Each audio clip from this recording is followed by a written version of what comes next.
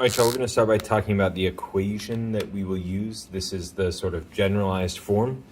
In the text, you saw that it was written as Q equals M times C times delta T. So you'll notice that I might have written some capital lowercase, but this is the way that I was taught to write it, so it's the way that makes sense for my brain. Q is the heat.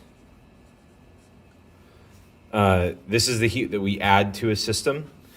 It could be measured in a couple different units. One is calories, one is joules.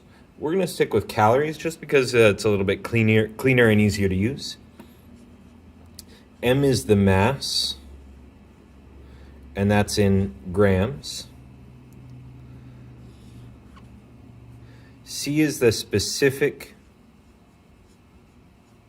heat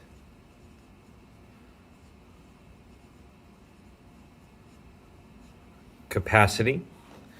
The units for that are the complicated, kind of messy looking ones. This is calories per gram degrees Celsius. The specific heat is something that is unknown for each different substance on the periodic table or different compounds.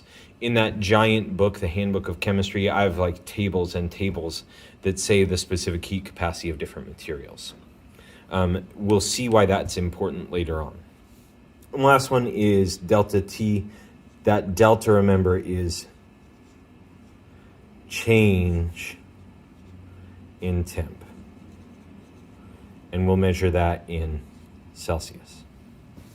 Okay, so that is the equation that we're going to use. We're going to start today with a pretty simple experiment by just doing some math to figure out how much heat was added to increase the temperature of a certain mass of water. So pretty basic. We're then going to move into a little bit more complicated experiments where we look at adding a heated piece of metal into room temperature water and then doing some math to figure out the specific heat of that metal. We will go from there.